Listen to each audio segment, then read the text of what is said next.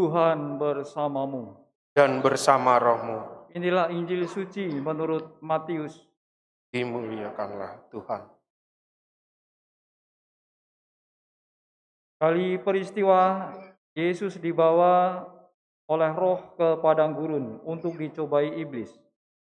Setelah berpuasa 40 hari dan 40 malam, akhirnya Yesus pun lapar.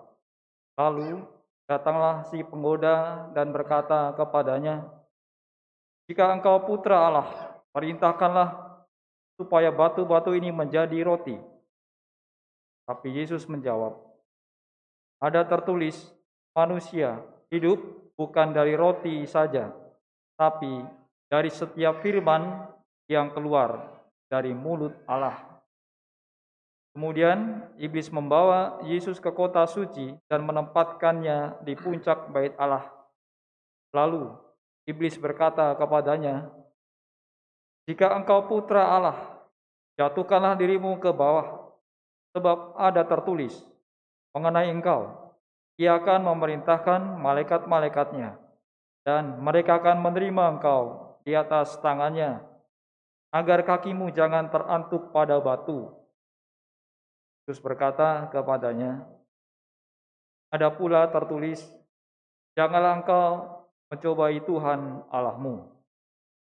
Setelah itu, iblis membawa Yesus ke atas gunung yang sangat tinggi dan memperlihatkan kepadanya semua kerajaan dunia dengan kemegahannya. Iblis berkata kepadanya, "Semua itu akan kuberikan kepadamu jika engkau sujud menyembah aku." Lalu berkatalah Yesus kepadanya, "Enyahlah iblis, sebab ada tertulis, engkau harus menyembah Tuhan Allahmu, dan hanya kepada Dia sajalah engkau berbakti." Sesudah itu iblis meninggalkan Yesus, dan lihatlah malaikat-malaikat datang melayani Dia. Demikianlah sabda Tuhan. Terpujilah Kristus.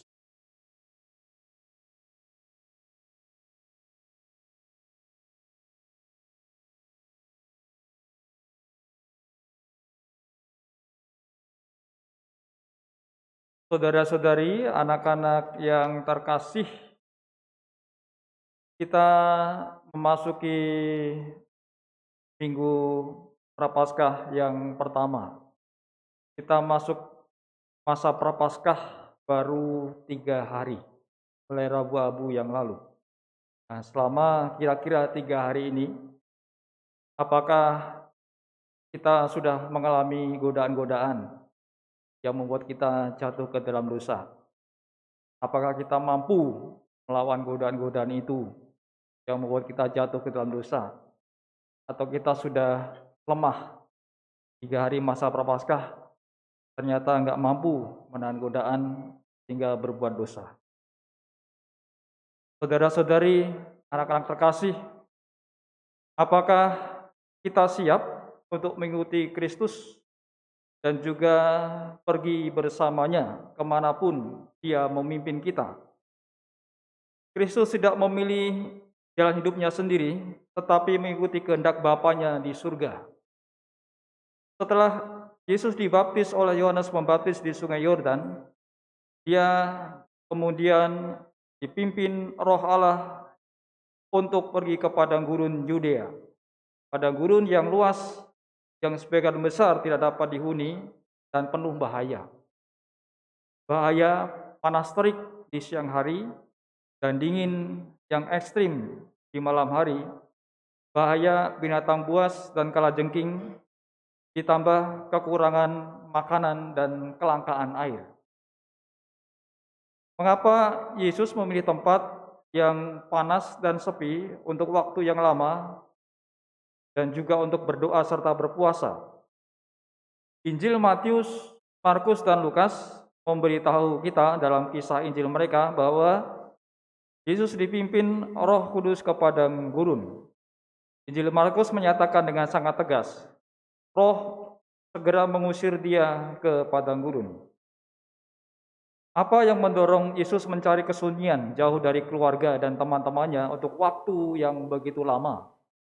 Apakah itu hanya ujian untuk mempersiapkan dia bagi misinya, atau apakah setan ingin menjebaknya dalam perangkap? Kata menggoda dalam bahasa Inggris biasanya berarti membujuk seseorang untuk melakukan apa yang salah atau dilarang.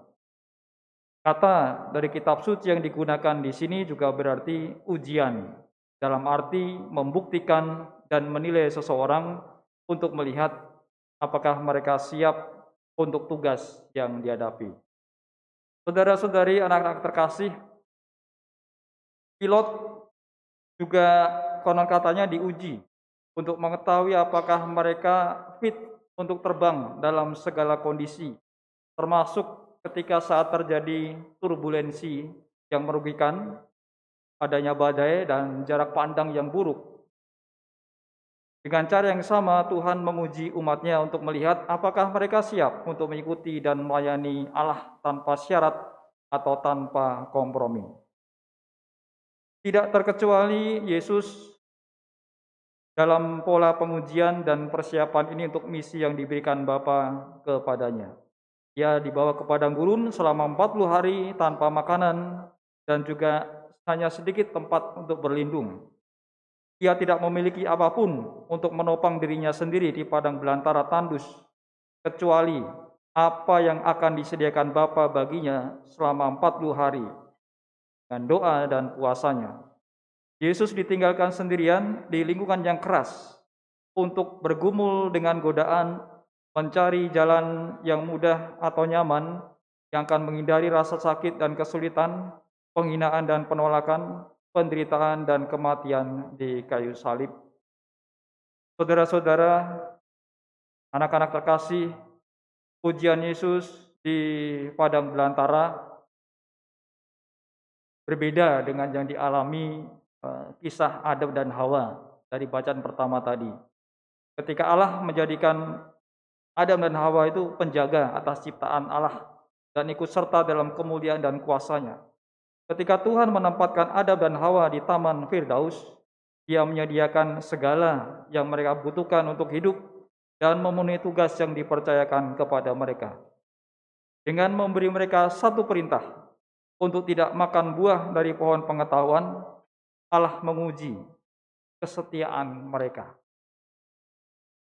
Mengapa Adam dan Hawa gagal mematuhi satu perintah Tuhan ini? Mereka mendengarkan suara dari iblis yang menyamar sebagai sosok yang sangat halus dan pandai dalam pesona dan persuasi.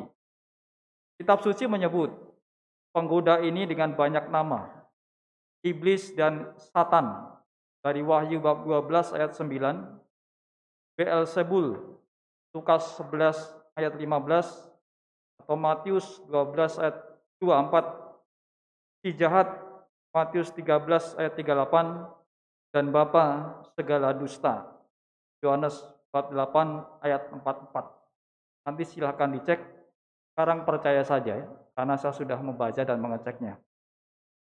Setan mencobai Adam dan Hawa dengan kesombongan dan iri hati untuk mengklaim kesetaraan dengan Allah.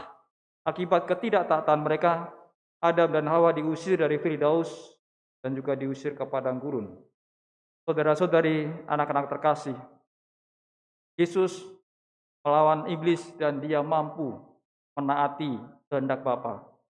Ia menolak makanan untuk menunjukkan ketergantungannya pada roti surga, kepada firman Allah yang akan menopangnya, tidak hanya dalam kelaparan fisik, tapi juga pada saat pencobaannya.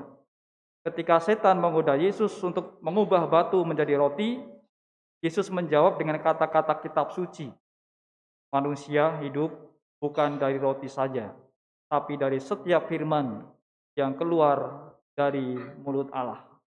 Matius 4 ayat 4. Tadi di lagu pembuka juga dinyanyikan ya. Ketika Yesus berpuasa lalu digoda macam-macam. Lalu di mana Yesus menemukan kekuatan untuk bertahan dari kondisi kerasnya padang pasir, padang gurun, dan bujukan si penggoda?